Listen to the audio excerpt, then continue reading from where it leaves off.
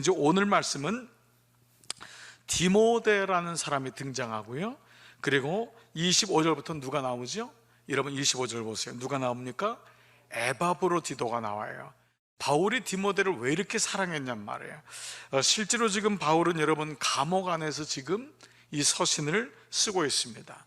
그러니까 감옥이라는 것 자체가 굉장히 사람을 알고 위축되고 절망스러울 수밖에 없죠. 물론 바울이 지금 있는 감옥은 우리가 생각했던 이 빌립보 감옥하고는 다르지만, 로마에 있던 감옥은 조금은 자유는 있지만 그래도 여전히 군사들이 지키고 있고 새방에 있다 할더라도 사람들을 좀 만날 수 있는 자유함이 있다 하더라도 여전히 자유의 몸이 아니에요. 그러니까 빌립보가 너무 기억이 나고 빌립보 교인들이 어떻게 생활할지 너무 궁금한 거예요. 여러분 마치 자녀들하고 떨어져 있으면서 도대체 걔가 어떻게 살고 있을까? 여러분 사랑하는 사람하고 떨어져 있으면서 어떻게 있을까? 늘 중보기도의 1번이 빌립보 교인일 정도로 그런 마음을 가지고 있는데, 지금 바울은 이 로마 감옥에서 내일이 어떻게 될지를 알지 못하는 거예요. 실제로 바울은 이때의 삶에서 모든 이 성서학자들은 바울의 건강 상태가 온전치 않은 거예요. 그러니까 바울이 언제 자신도 생명을 달리할지를 모르는 가운데 있으니까 더 안타까운 거예요. 자, 그런 가운데 바울이 누구를 언급하냐면 바로 디모데를 언급하는 거예요.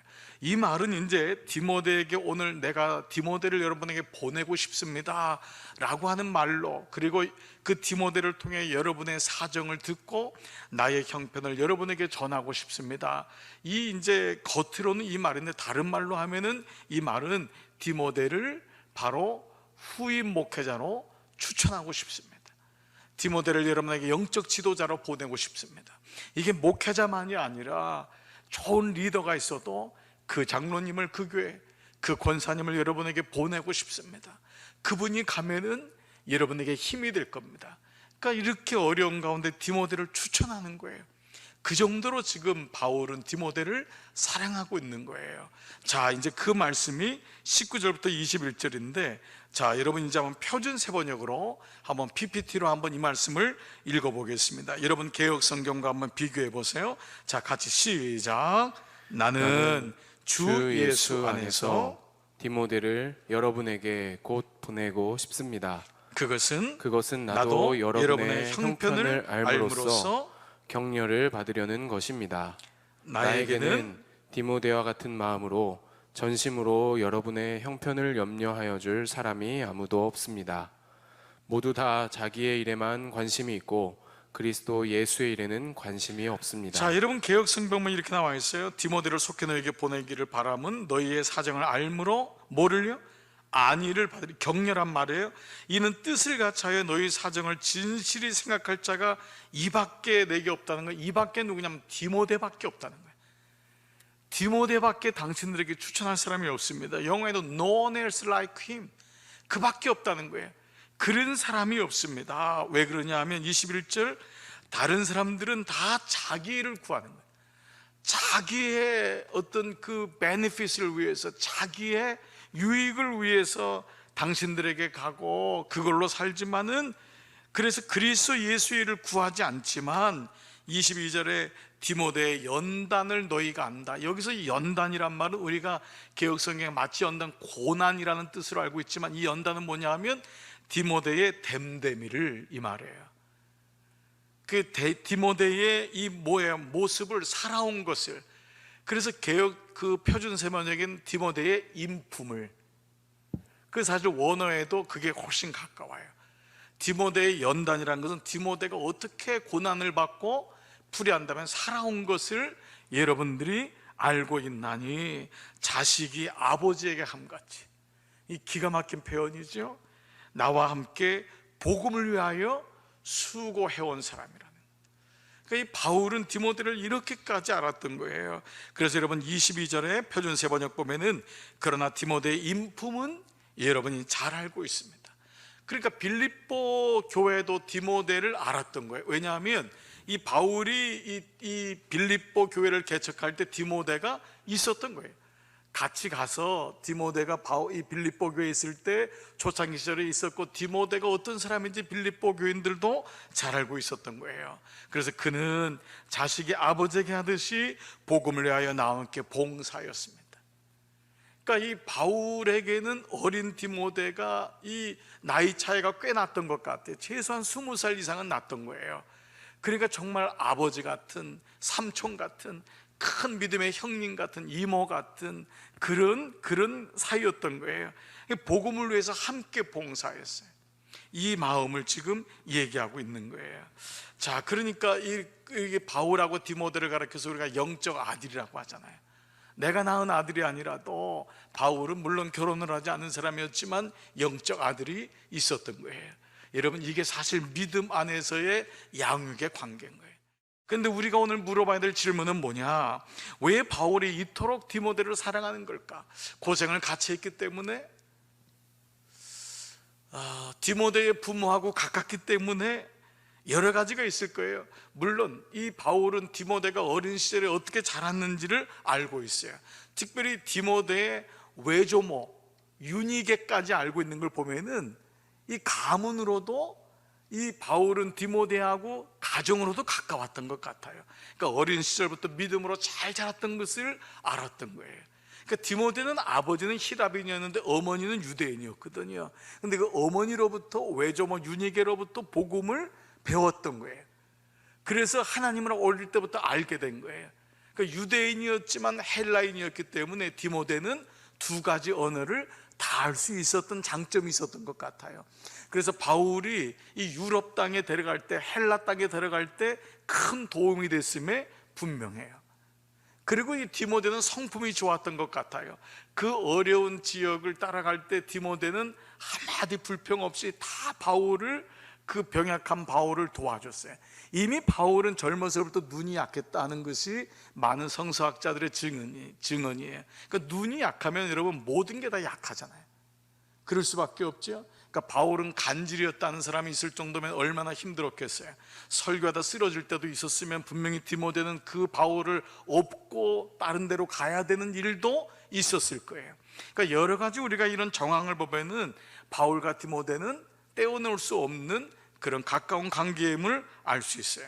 자, 그러나 그것 때문에 바울이 디모데를 빌립보 교회에 소개했을까라는 것은 완전하진 않은 것 같아요.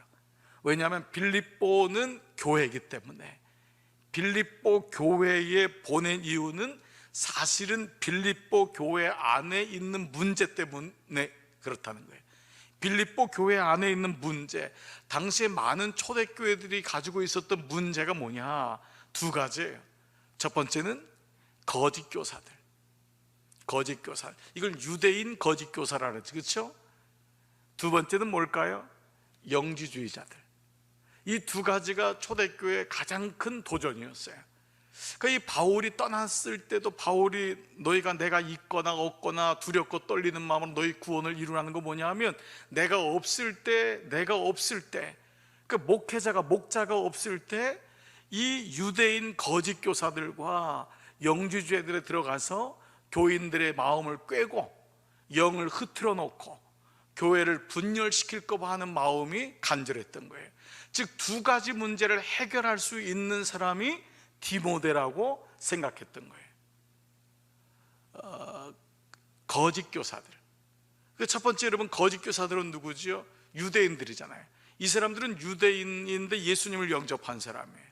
근데 문제는 뭐예요? 예수님을 영접한 다음에 이제는 구약이 전부가 아니고 신약까지 이루어지는 것이 구원이구나라는 것을 알아야 되는데, 이 사람들은 예수님 이름으로 구원은 받고 세례는 받았지만 여전히 그들의 삶의 근거에는 뭐가 있어요? 구약이 있는 거예요. 그게 뭐를 받아야 된다 그랬죠? 그렇습니다. 할례를 받아라. 남자들은 할례를 받으라는 거예요. 세례보다도 할례를 받아라. 성령 세례 중요하지 않다. 할례를 받아야 된다. 구약에 있는 율법들 지켜야 된다. 이런 것이 있는 거예요. 그래, 참 이게 가장 큰 문제였던 거예요. 자, 두 번째는 이제 영지주의자예요. 이 영지주의는 그노스틱이라고 하는데, 영지주의자는 뭐냐 하면 말 그대로 영자와 알지자예요.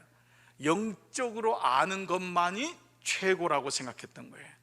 이 사람들은 삶의 문제는 중요하지 않다고 생각한 거예요. 결혼, 자녀, 가정, 직장, 이거 중요하잖아요. 아예 무시한 경우도 많았어요. 그래서 결혼하지 말아라. 겉으로는 예수님을 위해서 살아야 된다라고 하는, 직장도 중요하지 않다, 가정도 예수님이 더 중요하다. 말은 맞아요. 그렇죠. 우선순위는 분명하지만, 근데 예수님이 이 땅에서 하나님 나라를 이루라고 하셨잖아요. 우리는 그건 또 하나의 숙제인 거예요. 도전인 거예요. 이 땅에서도 하나님 나라를 이루어 가야 되는데 이 영지주의자는 이 땅을 인정하지 않는 거예요. 그러니까 과도하게 금욕을 요구하고, 과도한 금식을 요구하고, 영적인 현상들을 요구하고, 그러니까 영적인 어떤 환상이나 비전, 어떤 영적 은사, 여기에 너무 치우치다 보니까 이것이 없는 자는 믿음이 없는 자로 치부가 됐던 거예요. 이런 가운데 교회가 말씀을 붙잡으라고 하는, 그리고 오늘 이 초대교회가 가지고 있었던 두 가지 문제는 오늘도 여전함을 기억하고 있으셔야 돼요. 그래서 하나님 말씀을 붙잡는다는 것, 그래서 하나님과 24시간 내가 영적으로 동행하고 그분의 마음을 느끼고 십자가를 붙들고 산다는 것은, 여러분 비록 여러분들이 영적 은사가 없을지라도, 눈에 보이는 것이 없을지라도 결코 부족한 것이 아니에요. 여러분이 그 안에서, 믿음 안에서 성령의 충만함을 가지고 말씀으로 살아간다는 것, 그것이야말로 가장 소중한 것임을 잊으시면 안 돼요. 예배 때마다 주시는 그 은혜가, 그리고 그 말씀대로 살아가면서 날마다 그 은혜를 기억한다는 것, 이것은 정말 놀라운 하나님의 은혜인 거예요. 그래서 오늘의 이것이, 빌립보가 바로 그 말씀을 계속 이어져 가고 있는 거예요. 나의 믿음은 어떠한지를 보라는 거예요. 예수님이 이 땅에서 보여주신 모습은 뭐였어요? 그건 바로 하나님과 자녀의 모습이었던 거예요. 예수님이 이렇게 기적의 모습을 보여주려고 온 게 아니에요. 그렇죠. 은사의 모습을 보여주려고 온 게 아니에요. 예수님이 이 땅에 온 게 포도주가 물이 변해서 포도주가 되고 귀신들을 내어 쫓고 어떤 그런 것만이 아니에요. 그런 모든 것을 통하여서 병자를 낫게 하고, 이런 모든 것은 일종의 툴이었어요. 일종의 도구였어요. 결국 예수님의 이 땅에 오신 목적은 뭐냐면 하나님이 나의 아버지 되심을 보여주기 위한 거거든요. 나는 하나님의 자녀이심을 보여주게 된 그 관계가 바로 우리에게는 구원의 관계인 거예요. 그래서 내가 하나님이 나의 아버지시구나, 내가 그분의 자녀구나, 그러니까 우리는 자녀로서 구원을 받게 되고 동시에 자녀의 삶을 살게 되는, 영적으로는 구원받은 자가 되고 또 이 땅에서는 구원받은 자의 삶을 살게 되는 이 부분을 말씀해 주신 거예요. 그래서 그분이 나의 아버지시다. 그래서 바울은 이것을 가지고 뭐라 그랬죠? 아바, 아버지라고 더 친근하게 얘기한 거예요. 아바는 뭐냐면 아파라고 하는 헬라어인데 아빠라는 말이에요. 똑같은 말이거든요. 아버지가 더 가까워진 거예요. 아빠가 된 거예요. 근데 이것을 그 당시 율법학자와 바리새인들, 사두개인들은, 서기관들은 신성 모독으로 예수님을 십자가에 못 박았던 거예요. 그러니까 이런 모습 가운데 디모데를 보냈던 이유가 뭘까?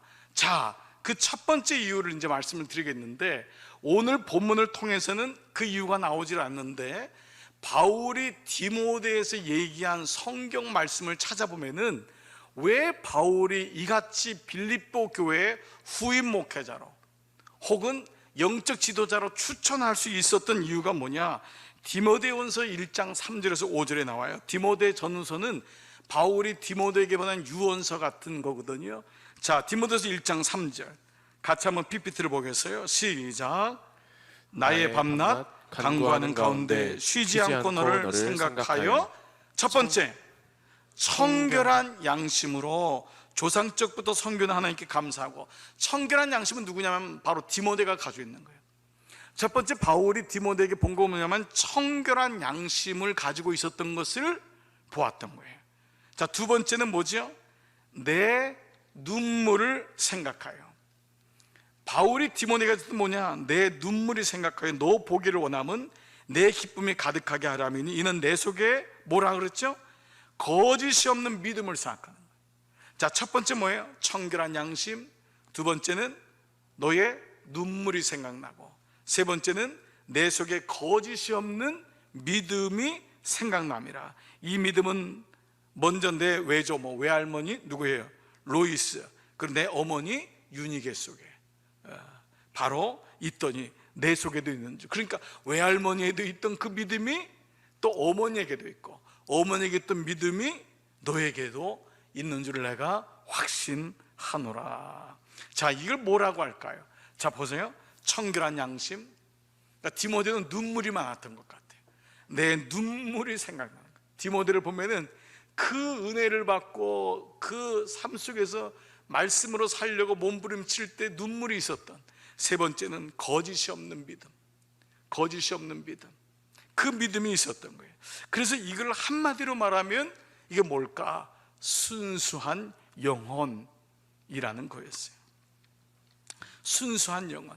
그러니까 바울이 디모데를 사랑했던 건 디모데에게 있었던 그 순수함이었던 거예요. 이게 성품적이든 믿음적이든 그에게 순수한 영혼의 사람이라는 거예요.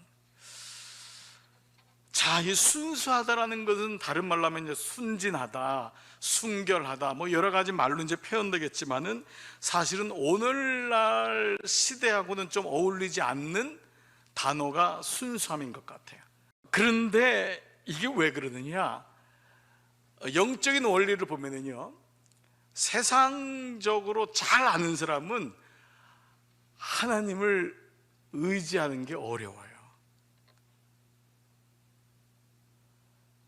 그러니까 사실 어찌 보면 세상적으로 잘 원리도 모르고 순진하기 때문에 영적으로 그 말씀을 빨아들일 가능성이 훨씬 많아요. 그래서 어렸을 적에 예수님을 영접하는 경우가 많은 이유가, 나이가 들어서 예수님을 영접하는 경우는 너무 귀한데, 제가 그랬잖아요. 미러클 중에 하나라고. 그만큼 어렵다고. 왜냐하면 그만큼 우리가 세상적으로 많이 그런 것이 이제 덮인 거예요. 그러니까 탁 믿을 수가 없는 거예요. 그 믿음이 안 생기는 거예요. 너무 많이 속아왔기 때문에. 그 믿고 사는 게 너무 불안한 거예요. 그래서 예수님을 탁 믿을 수 있는 그 믿음은 하나님의 전적인 은혜이지만, 그럼에도 불구하고 믿음이 안 생길 때가 정말 많은 거예요. 근데 어렸을 적은 뭐예요? 믿어지는 거예요. 믿음이 오는 거예요.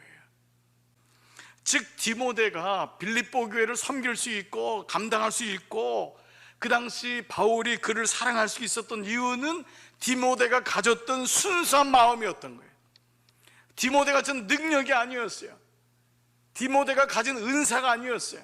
디모데가 가진 어떤 치유의 은혜, 뭐 어떤 기도원에서 행하는 뭐 어떤 영적인 뭐 카리스마, 이게 있었던 게 아니었어요.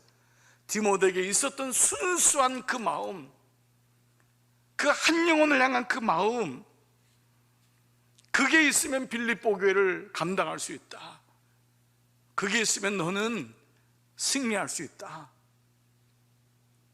그래야지 하나님을 바라보거든요. 그래야지 하나님을 바라보거든요. 자, 두 번째로, 그렇다면 이 디모데에게 무엇이 있었길래 바울은 디모데를 이렇게 사랑하고 추천했을까?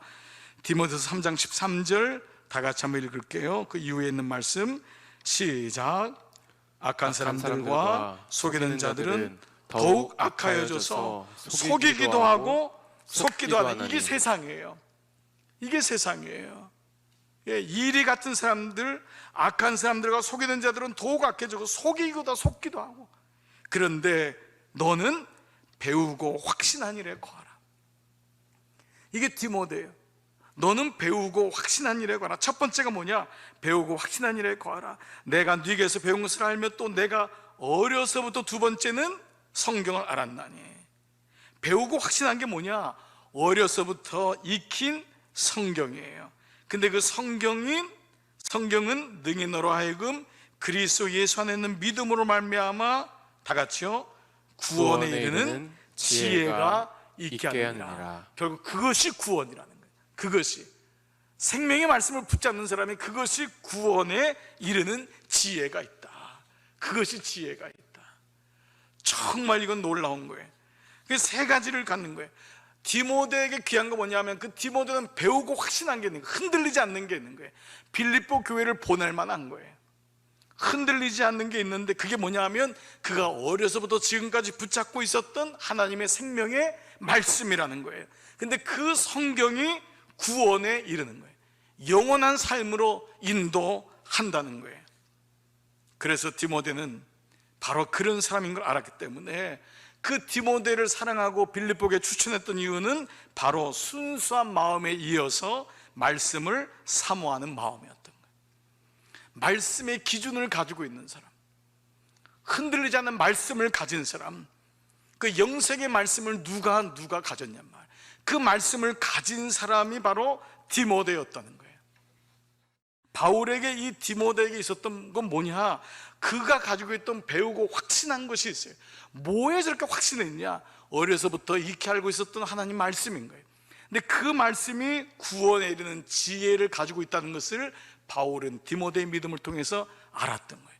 그렇다면 빌립보 교회 가도 흔들리지 않는 믿음을 주겠구나, 은사에 흔들리지 않겠구나, 병 고치고 세상적으로 뭐 난리치는 그런 것에 흔들리지 않겠구나, 말씀하고 관계없는 것이 막 쏟아져 나와도 흔들리지 않겠구나. 왜냐하면 말씀이 있으니까.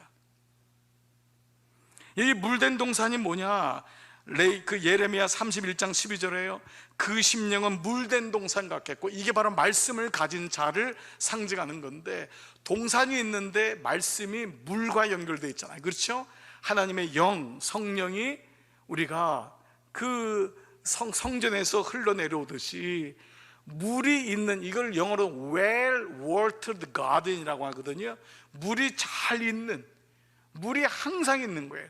그래서 가뭄이 없는 거예요. 메마름이 없는 동산 같겠다. 그 심령이 뭐냐? 이 앞에 나온 게 뭐냐면 여호와의 말씀을 가진 사람은, 여호와의 말씀이 있는 사람은 물된 동산 같겠다. 우리가 기도할 때 이런 기도 많이 하잖아. 우리 권사님이 물된 동산 같게 해달라고. 그 말은 하나님의 영생의 말씀이 그에게 있기 때문에 고난이 오고 어려움이 와도 물된 동산 같겠고, 그 다음에 뭐예요? 다시는 근심이 없으리로다. 근심은 어디서 오는 거예요? 세상에서 오는 거잖아요. 자녀에게서 오는 거잖아요. 우리가 살아가면서 오는 거잖아요. 세상의 근심을 막을 사람이 누가 있어요? 우리가 이렇게 어린이날 자녀들에게 아무리 잘해줘도요, 그 아이들이 나이가 들고 초등학교 들어가면 다 자기의 고난이 있고 근심이 있게 되는 거예요. 부모가 근심을 대신할 수 있는 사람은 아무도 없어요. 그래서 하나님께 맡기잖아요. 근데 근심이 없으리로다. 말씀을 가진 사람, 말씀을 사모하는 사람, 흉년 속에서도 이 말씀이 있기 때문에 하나님 중심으로 끝까지 살아갈 수 있는 은혜가 있을 줄 믿습니다. 사랑하는 여러분, 오늘 이 말씀 속에서 우리는 다시 이 디모데를 왜 바울이 추천하고 사랑했는지를 보면서 오늘 말씀을 마치고자 해요. 그의 영혼의 순수함, 그리고 그가 말씀을 붙잡는, 말씀의 기준이 있었던 것 때문에 그는 빌립보 교회에다가 디모데를 추천했던 거예요. 오늘 이 시대를 살아가는 우리에게도 똑같은 말씀이 적용돼야 될 것 같아요. 저는 저와 여러분의 영혼이 주님 부르실 때까지 양으로 사는 영혼의 순수함을 놓지 마시길 바랍니다. 그게 어린아이 같다는 거예요. 저는 그게 참 보기 좋아요.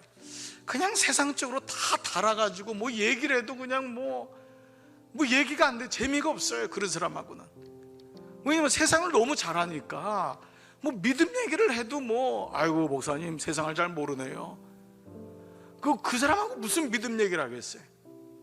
그래서 그분이 말씀을 들어도 얼마나 말씀이 한심하게 보이겠어요? 아유, 저 구석기 시대 얘기하고 있다. 아니에요. 결국은 하나님이 그 영혼의 순수함을, 성령을 받아서도 우리에게 그걸 유지하게 하고, 그게 영혼의 부드러움 아니에요? 자, 한 말씀만 보고 마칠게. 에스겔서 36장 26절. 또 새 영을 너희 속에 두고 새 마음을 너희에게 주되 너희 육신에서 뭐예요? 굳은 마음을 제하고 부드러운 마음을 줄 것이라. 이게 성령 받은 사람의 특징이에요. 하나님의 영을 받은 사람의 특징이에요. 그러니까 교회가 어떤 모습인지 알겠죠? 얼마나 부드러운 모습이에요. 경직된 모습이 아니고 뭐 이런 모습이 아니고 아이 같은 모습이에요. 이 모습이 우리가 성령 안에서 추구해야 될 모습이고 바로 디모데와 같은 모습입니다. 순수한 영혼으로 거듭나고, 그러나 동시에 이 어그러진 시대 속에서 말씀을 붙잡는, 말씀을 확신하고 말씀 속에 있어서 구원에 이르는 생명이 있음을 깨닫는 여러분 모두 되시기를 주의 이름으로 축복합니다.